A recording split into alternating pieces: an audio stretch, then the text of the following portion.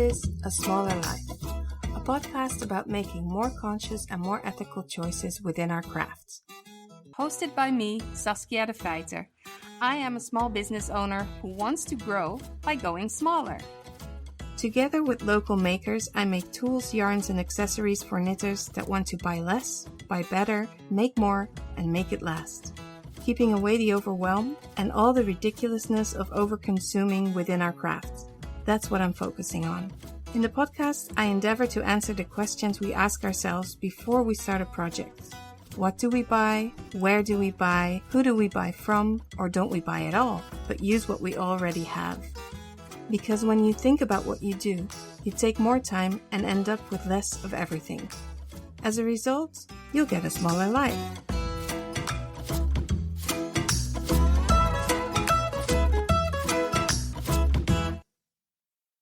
In my journey to find out how I can be relevant as a small business owner in these days, I talked to Linda de Ruiter. She is the owner of the Slow Wardrobe. With her layer cakes designs and her home brand yarns, she works to get a brand that is super inclusive and eco-conscious. We talk about how she got where she is today, about how much we have in common, and what I can learn from her. So learn and be inspired by Linda. Hi, Linda. Hello. It's so nice to have you on the podcast. It's lovely to be here. I'm really looking forward to this chat. Oh, me too. I was on your podcast that you have on YouTube called The Slow Wardrobe, and I was talking about my life story. Basically, it took me a whole hour because we both really like to talk. And you said you were biting your tongue the whole time because you heard so many things that we have in common. And at the moment, you couldn't talk about it because at that time it was my interview.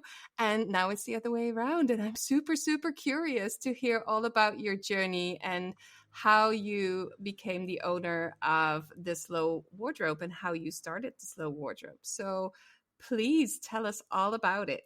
Okay. Well, the first pang of recognition for me when we were talking and I heard your story was when you were telling us that you are from Zeeuws-Vlaanderen, which is like this bottom corner of Holland, which is kind of separate from the rest. And you were describing about like kind of being disconnected from the country and being disconnected from, where all the happening things were when you were in your teens. And I recognize that because me and my family, we moved away from Hilversum, which is a bigger town in Holland where I was born, to a little village. It was only 5 miles away, but when you're a kid, that's a long distance, and you're having to depend on parents taking you back and forth or jumping on a bicycle, which is what I did. And so when I started secondary school, I had to cycle back and forth to Hilversum, and that kind of disconnect of having to make an effort and having to travel to get to where the action is, that really rung true for me. So I went to a grammar school in Hilversum and wasn't sure whether I would choose to study psychology or do something with fashion. It was as loose as that. And there was a glut of psychologists that they were predicting. It was very popular. And so I was worried that I wouldn't find a job. And in terms of fashion, I couldn't stand the idea of going to an art college because they kept asking me for a portfolio. And I thought, I thought a portfolio was something that I have when I finish, not when I start. So I kind of turned my back on that and went to a school in Amsterdam, which is a higher technical school, a high school, called the Meester Koetsier, Institute of Fashion Technology would be the best translation probably. And it's a 4-year degree where I finished after the 4 years, having been introduced to some businesses with some study placements in the 3rd year and not being very impressed with what I had seen of the fashion industry. Little did I know that a lot of the things that affronted me had nothing to do with fashion and everything to do with bigger business, but I didn't know that yet at the time. So I wasn't very enamored with the idea of working in fashion. And although I was always designing and making my own clothes and designing and knitting my own knitwear, I did not have the confidence to do anything with that professionally. So I took a job that I was offered right at the end of getting my degree by one of the companies where I did my placement. And that was in like a mini internal advertising agency that was part of a buying cooperative that helped small independent fashion shops buy stuff together so that they could, combine their buying power and negotiate better prices with the bigger companies that they were buying from. So I worked there for a year and a half, still didn't like anything I saw about the fashion industry, and kind of walked away from there into marketing and then later on Revlon. And it was an ex-colleague of Revlon who moved from Revlon to the Body Shop that ended up indirectly hiring me for a job at the Body Shop, which was in product development, which I was really interested in that. Not as much the marketing side of things, but the product development side I liked a lot. And so I ended up moving to the UK in 1992, and I worked for the Body Shop for about 6 years. And I ended up in a really big role at the Body Shop. And one of the takeaway values for me was I never ever wanted to work for a big company again. And when I left the Body Shop, I had a short foray into trying to set up a conscious business myself, trading with products that I imported from West Africa. But what would happen if I would take those products to wholesale shows, for example, in Europe, is that big brands would come and take photographs or sweet talk me into selling them some samples, and they would just rip that off and copy them. So I didn't feel that that was going to be a big success. And then through contacts, I learned of a change management consultant business, a guy who worked with some friends and acquaintances. They were all independent freelancers, if you like, and they would all separately try and land contracts in change management. And then, depending on the skill base and the different nationalities that were needed to fulfill their contracts, they would pull in different people. So I joined that group, and for about a year and a half, 2 years or so, I worked with that group doing change management work, which actually, funnily enough, had me traveling back and forth to Holland quite a lot. But I did stay in the UK. I was with an English partner. We had our first child, we had a daughter. And when I finished the last contract in that consultancy work, I was 3 months pregnant with our sons, our twin sons, who are now 18. So coming away from that last contract, we wanted to try and free me up so that there wouldn't be a big pressure for me to go back to work. So we downscaled our house and everything and made sure that we could survive on just my husband's salary. And so that's what we did. I had the twins. I was at home with the twins for a couple of years. We both really valued the idea of one of the two of us always being at home to be with the kids. And we didn't feel that that necessarily always had to be me, but at least one of us. So when I started to feel like doing something again, starting to work again, I initially felt that in terms of conscious living, if you like, I felt quite moved to kind of give something back to society. I felt quite blessed in a way that I'd had a chance to have a proper career, etc. And now I was here with these two little boys, and I thought, rather than run away and go back into the fast lane of another busy job, is there something I can find that allows me to give something back? And I found the Twins and Multiple Births Association here in the UK called TAMBA, and they ran a helpline for parents or expectant parents of multiples to give out information and support around any and every subject that you can think of with regards to multiples. And so for a year and a half, I volunteered on their telephone helpline, and gradually in the process discovered that not only were they struggling to get qualified people to work on the helpline, but they also had difficulty managing the hours and the rotas for the helpline. So I put kind of a little job description together for myself, and I offered for peanuts, for a very small reward kind of thing, not really even a proper job, but for a small reward, to run the helpline and manage the rota for them, which meant that because of my change management qualifications, I was able to get the training of the people on the helpline to a higher level. I could get them a first step on the counseling ladder qualification kind of thing. So I did that for a while, and that changed when a friend of mine asked me if I could join her just for one Saturday at the knitting and stitching show in London. And she had to manage her own little stand there, but on the Saturday afternoon she was also teaching a workshop. So if she would be running a course, she would be away from her stand for a couple of hours. So I went with her and kind of saw what she was doing in the morning and learned on the spot. And then she went away, and I just kind of took over and did the selling off the stand for the afternoon until she was back. And I absolutely loved it. And in the car on the way home, we were kind of, counting the day's takings kind of thing, and in the car on the way home. And I would say to her, Helen, we need to come up with a reason for me to have a little stand as well, and then we can have little stands next to each other and cover each other. If you're doing you're doing a course, then I'll look after your stand. And if we're building up and breaking down, I'll carry your boxes, because she was a lot older than I am. She's 19 years older than I am. So, and she said, "Oh, that would be so much fun. We would just get on so well."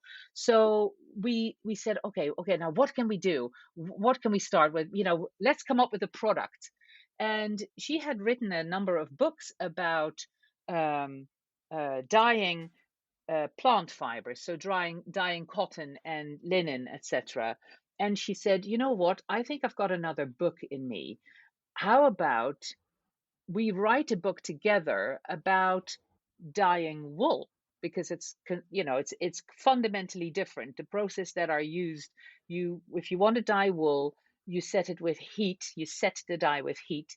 And if you want to dye plant fibers, you need time, not heat but time. So it's a fundamentally, and you use different dye stuffs as well. So it's a fundamentally different process. And she said, I'd love to make the dyeing process of wool accessible for anyone and everyone, so they can do it at home. So What year was that's what we that? did. I said that was, well, we started talking about that in 2008, and the book came out in, I think, 2010.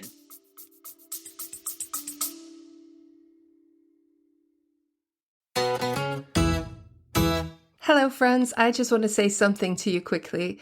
So, if you're liking the podcast, if you're liking what I'm talking about, consider joining the mailing list. I have bi-weekly updates on the podcast and or business insights and tips.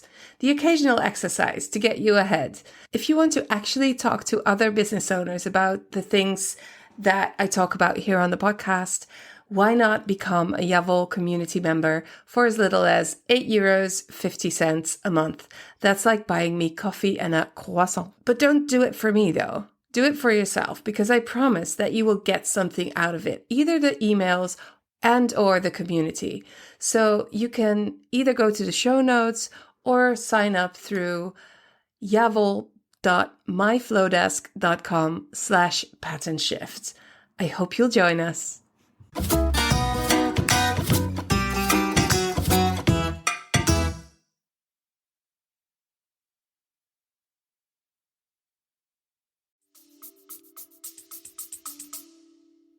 Because obviously in the 70s and in the 60s, there was also like a peak in these kinds of things. Yeah. But it's a super trend right now. So for this new wave, you were early. Yes. Well, uh, knitting was just starting to become a thing. It was starting to become popular. Ravelry was on the scene already. I think I joined Ravelry in 2008 as well. So, it was starting to happen in the knitting industry. And I didn't, I had never turned any of my knitting designs into patterns. So I didn't know how good I was at that. So I wanted to have a product before I would really start concentrating on design. So with her idea of doing a book about dyeing, my idea to support that, if you like, was with the idea of creating a knitting kit that would have a hank of yarn, like sock yarn, for example, undyed sock yarn, some dyes and dyeing instructions, and a knitting pattern and knitting needles. So it would have everything in the little kit to dye your own yarn and then knit a project out of it. So, and the first, I had three kits to begin with. It was either a pair of socks with a hank of 4-ply sock yarn, or it was a hank of DK. And then you could choose from either a hat or a scarf. And, that was, or you could also buy the dyes separately. Those were my products that I started with. And in 2008, we tried out whether the project had legs by Helen taking out a slightly bigger stand at the knitting and stitching show, and then me putting my stuff on one corner of her stand and see if people liked it.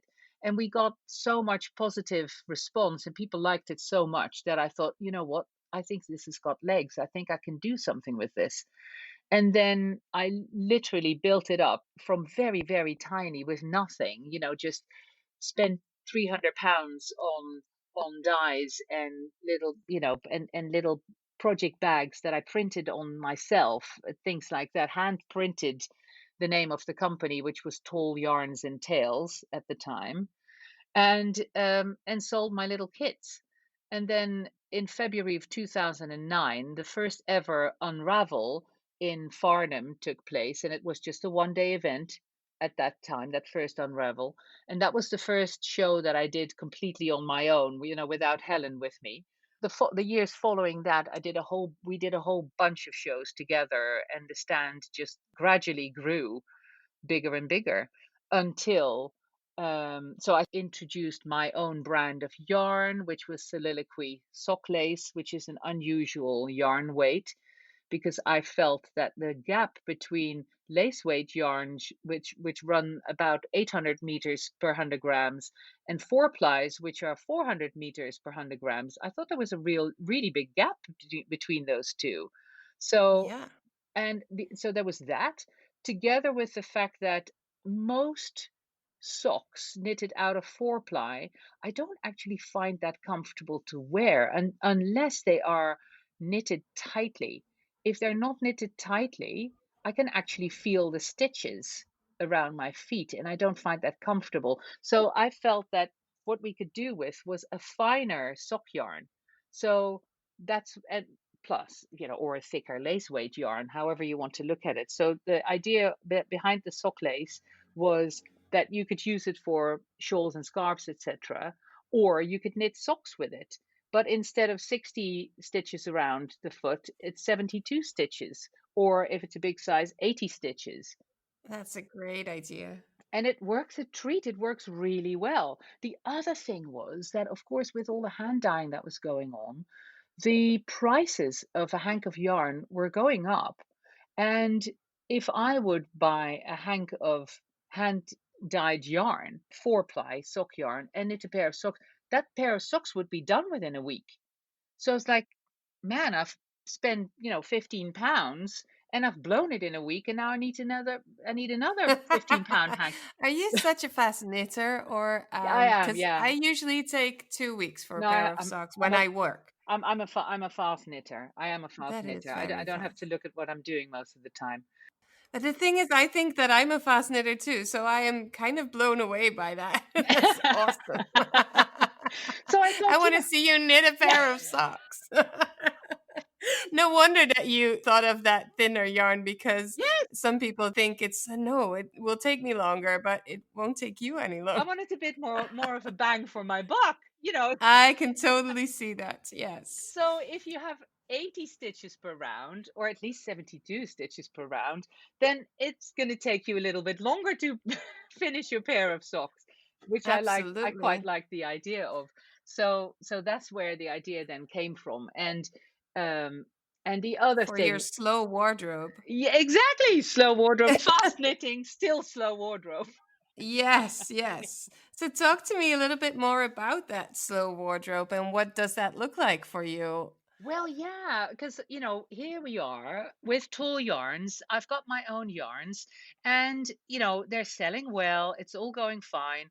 People walk onto the stand and say, "Okay, I'll have these yarns. I'll have these needles." I was selling lots and lots of needles as well. I've turned into a proper needle freak. And people would say, "I'll have this and I'll have that, but where did you buy that dress that you're wearing?" And I would be wearing one of my smocks, which I just made myself. That is just stuff that I, designed and made and wore and whatever, and never did anything else with. And I would say, well, it's just a linen apron really that I made for myself, so that I've got big pockets to put my knitting in. And I said, "Oh man, I wish I could buy it somewhere." So after 6 months or so of hearing that time and again at the shows, I thought, you know what?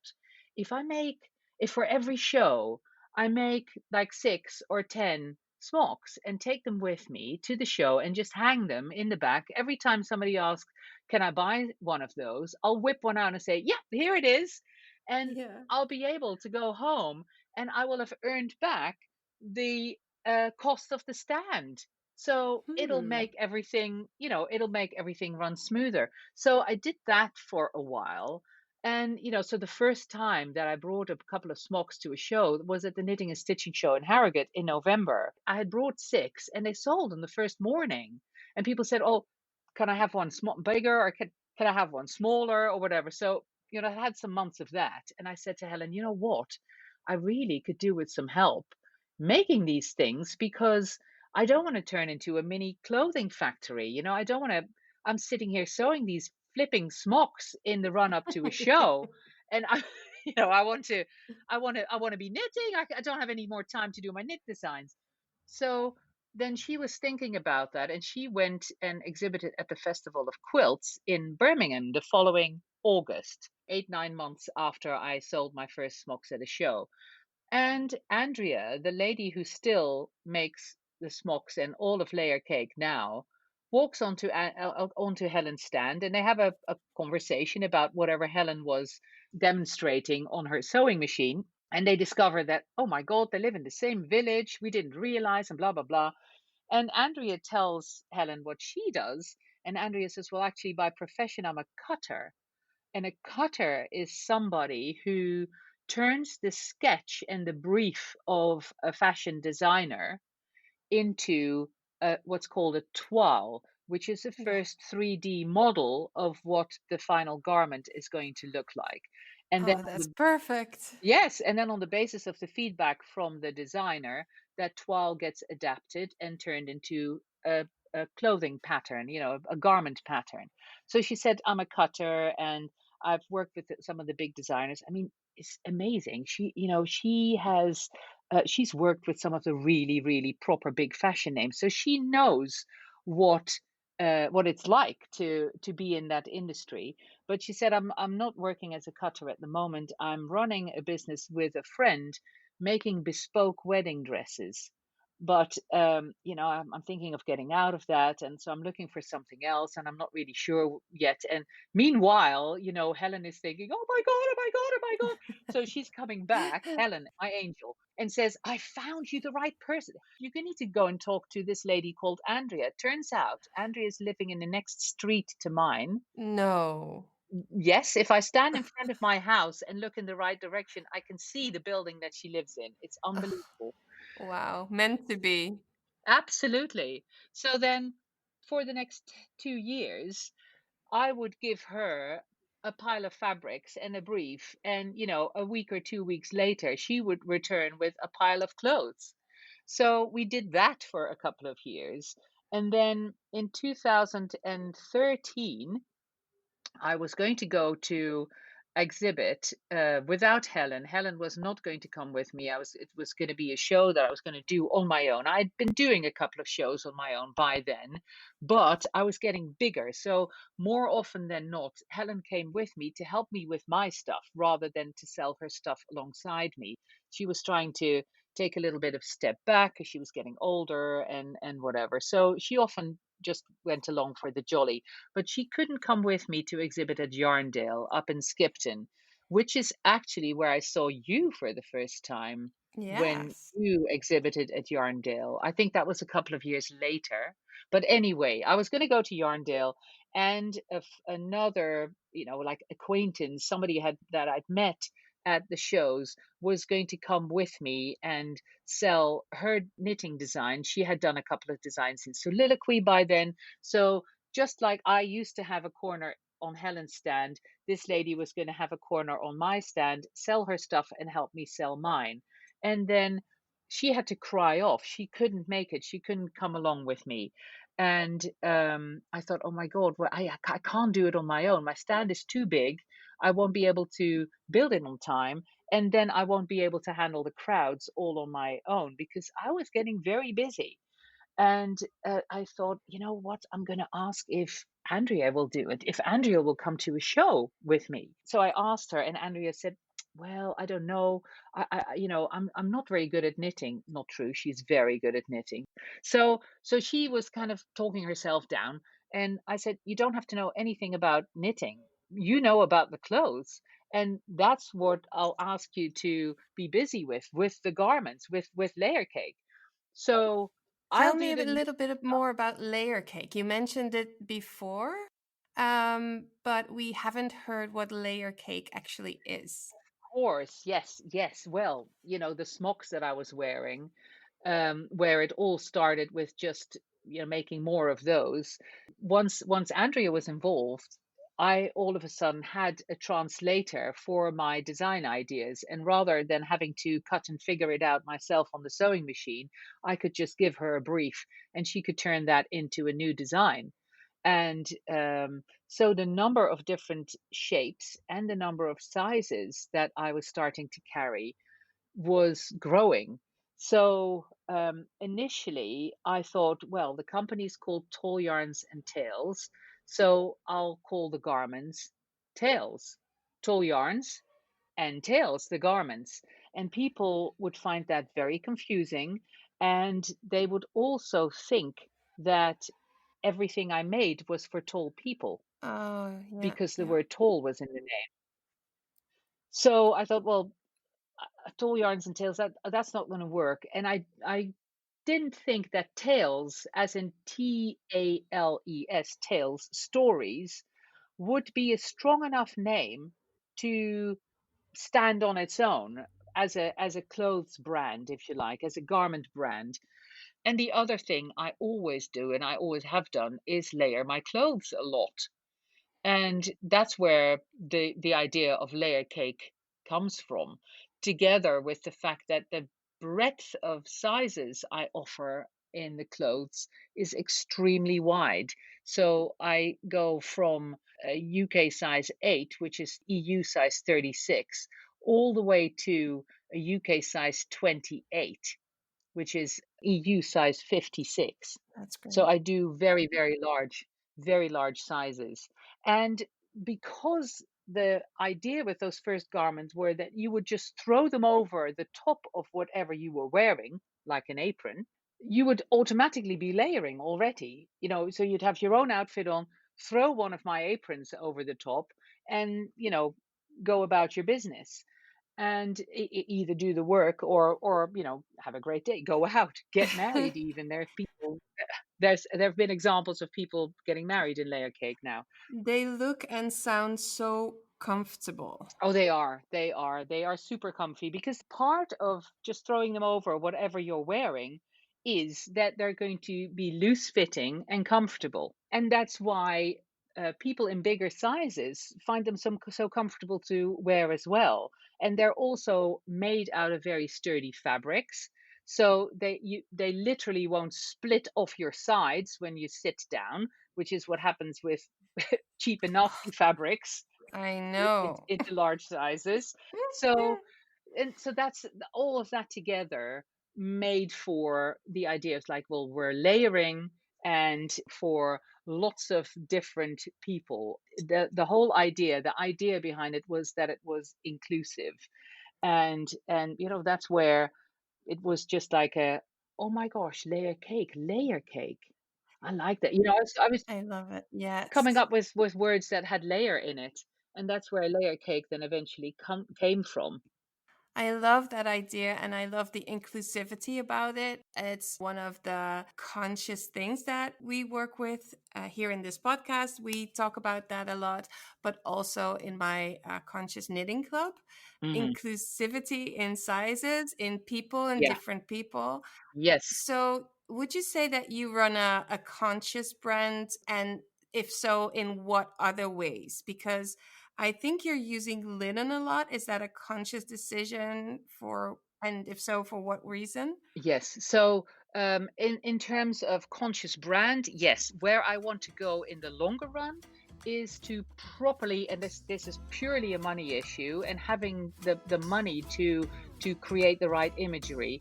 But I want to promote Layer Cake as a brand that is free of race, sex, age, size, anything.